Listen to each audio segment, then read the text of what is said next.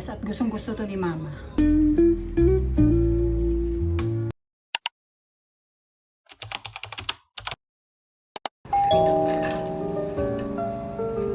Yeah. Oh, fighting already in the morning. Oh no. Just Tita.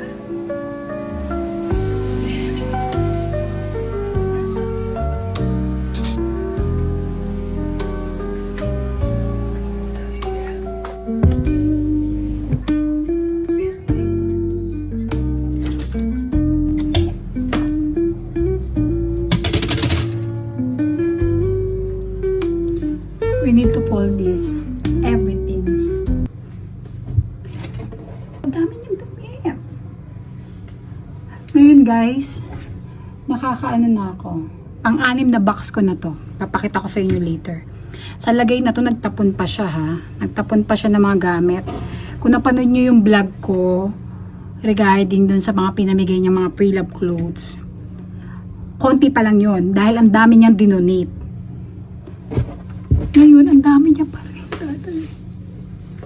Akala ko pag nagbawas siya, konti na lang. Napakadami niyang gamit. Napaka-passionista ng lola ko. Fairness. Fairness naman talaga.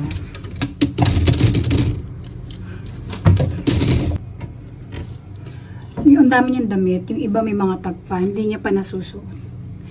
Tsaka yung mga pinamigay niya, yung iba doon may tagpa. Hindi na niya nasuot. Dahil sa sobrang niyang daming damit, hindi niya na alam kung ano susuotin niya. Tapos minsan, sabihin niya, wala na siyang damit. Anong tawag mo dito? Sabihin niya sa akin, wala na akong masuot. Guys, ganyan kadami yung mga nakahang niyang damit. Imagine niyo, nakahang pa lang yan. Iba pa yung naka-fold. Grabe, ang dami, no? And ito yung mga box. Isa, tatlo. Ayun yung iba.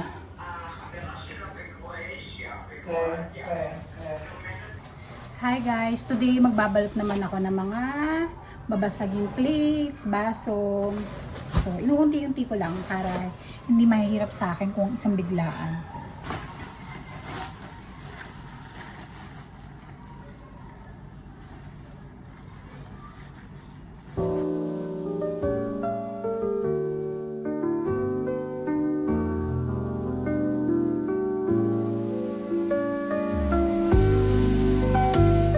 So guys, yan yung mga nabalot ko. Isang buong box siya. So may babalutin pa ako dito. Yan, yan na lang.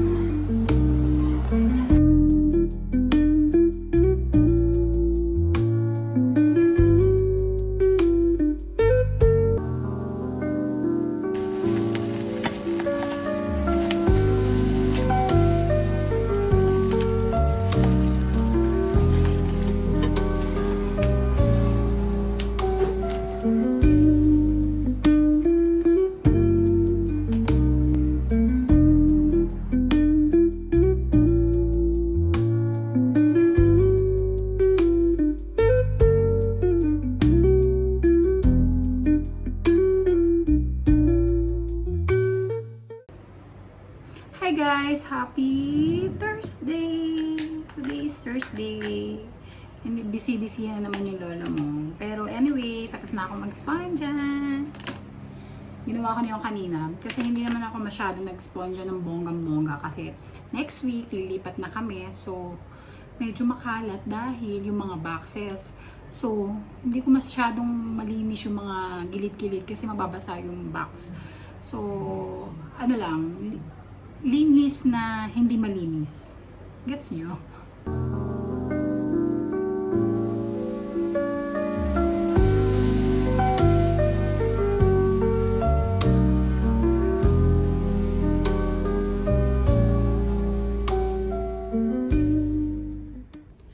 Hi guys, good morning. Today is Thursday. It's another Thursday na naman. Ang bilis ng araw. Grabe. Hindi ko napansin kasi medyo busy kami ni Lola recently dahil ang daming ganap Dahil nasabi ko nga before na naglilipat kami ng gamit. Ay, hindi. Sabi ko lilipat kami. So, nangyari nga yung paglipat namin this week. And then, medyo naging busy kami this week dahil ang dami namin. Ako lang pala. Kunyari lang sila busy. Guys, after ko mag-emote-emote sa bintana, pagtingin ko dito, baha na pala. Bago kasi itong washing namin. Hindi siguro nila na-attach ng maayos yung sa water. So, pagtingin ko, baha dito. Ayan, nilinis ko na. Ngayon, iwan ko na yung dryer. Emote-emote pa ako. Ay, pawisan na naman sa umaga. Ito yung view ko kanina, guys. Diba? Napakaganda. Sa gabi, lalo na sa gabi, ang ganda-ganda ng view mo dito. Doon, makikita mo yung beach. Ngayon, di masyadong makita eh. Para lang siyang cloud. Pero may beach doon. Malapit lang kami. Sabi ni Lola, 5 minutes away lang yan dito. Sana one day pumunta kami. Look at the view. Puro building. Grocery day to day. Ito ang aking mga listahan. And then, dadalhin ko tong 2 bag.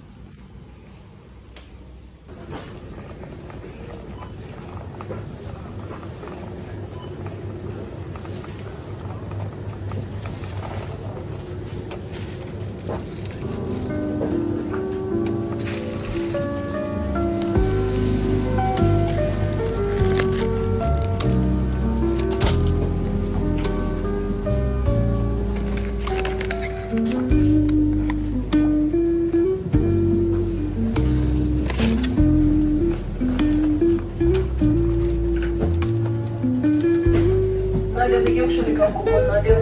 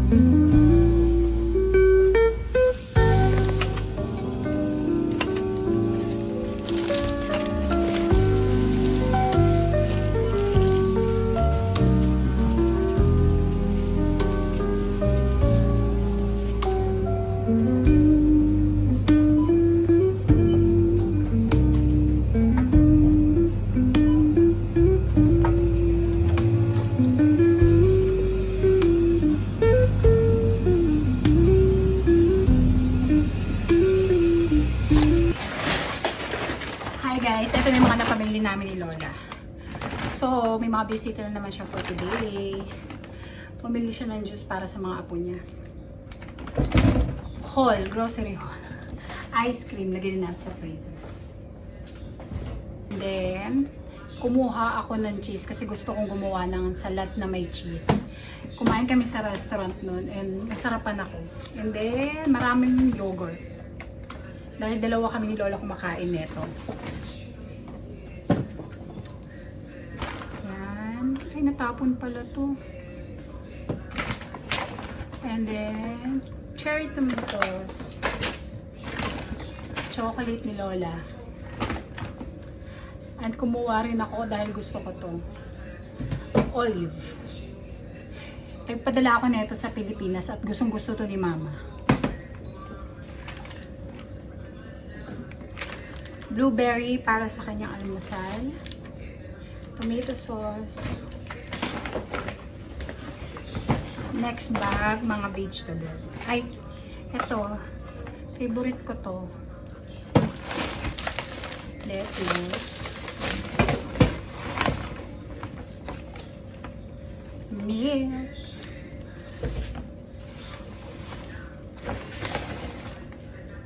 Hindi mawawala. Lasenggera si Lola. Joke lang. Pag ano lang yung pag kumakain na siya sa lunch. Peas. Carrots. Lemon. That's it. Ito yung ulam namin guys kahapon.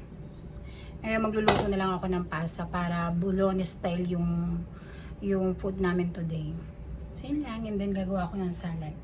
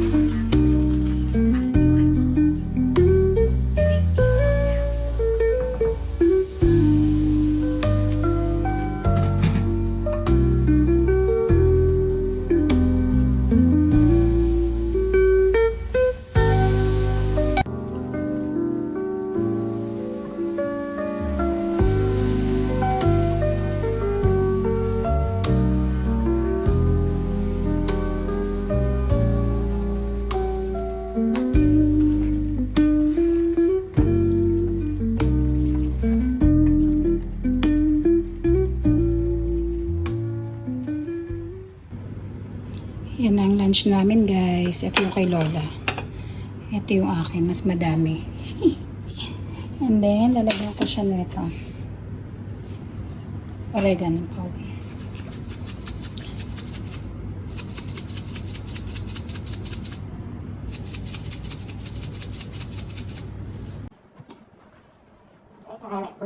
This pasta is good. This is expensive. I don't know. We bought this in meat shop. But I like this pasta. Yeah. You put the little one, the tiny. Habanero? Yes. Mm. And this is very good. But the potatoes you can take.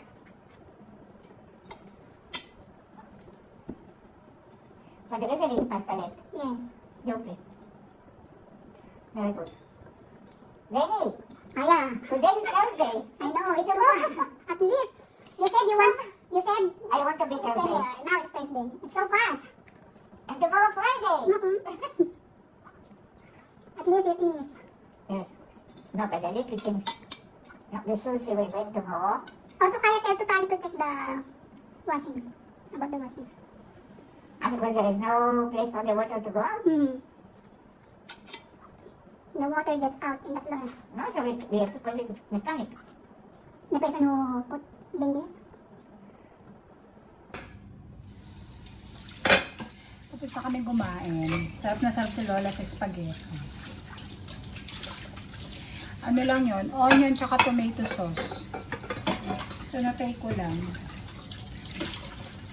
Ngayon naman sila dito eh. Ayaw nila na maraming cheche boreche sa pagkain. Tama na yung sibuyas, kamatis. Compare sa ating mga Pilipino.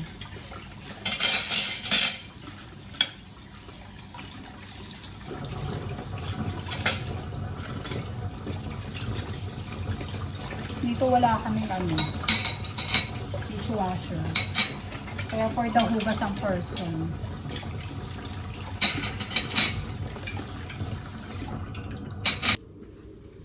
Labas tayo, guys. Kuha tayo ng kaperahan. Yan ang ating outfitan. Yala.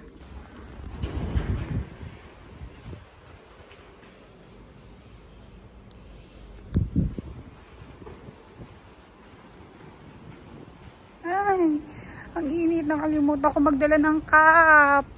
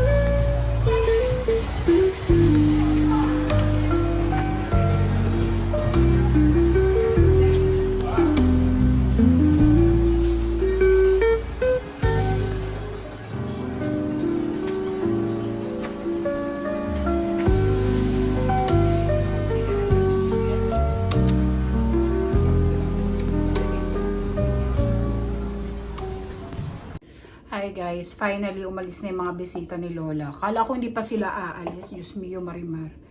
Minsan talaga, yung trabaho mo, lagpas-lagpas na sa 8 hours. Mga 12 hours na. Hindi naman sa nagrareklamo, pero nagrareklamo talaga ako. Kasi, imagine mo guys, pagod kami ngayong linggo na to dahil syempre ang daming ang ginawa. Especially ako dahil ako nagsalansan, ako na nga naglagay sa box, ako pa yung nagsalansan sa mga drawer kung saan man ilalagay, di ba? Super pagod talaga ang person. Kasi kaya sila pumunta rito, kaya sila bumisita kasi gusto nila makita yung bagong apartment. So chinek nila, tinignan nila. Medyo naiinis lang ako nung part na lagi ako tinatawag ng lola ko. Sinasabi na nga ng anak niya sa kanya na huwag mo nang tawagin. Pagod din siya. Nasa kwarto lang siya. Lola ko talaga kahit minsan. Minsan nabubuisit na rin ako.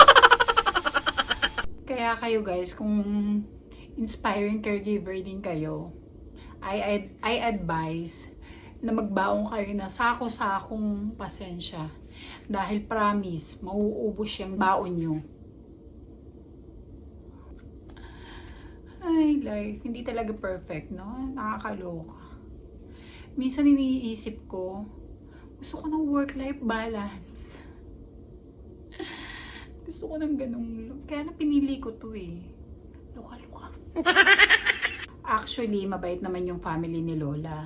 Kaya lang minsan, yung mga matatanda dito, yung mga kahit clear mind pa sila, kapag talagang binibisita sila ng mga pamilya nila, parang alam mo yung bida-bida sila, alam mo yung, ang matawag doon, lagi sinasabi sa akin ni mama yung dati, parang, yung parang naparayaw, alam niyo yun sa Bisaya, ay naparayaw to, parang gusto ko siyang ganun din.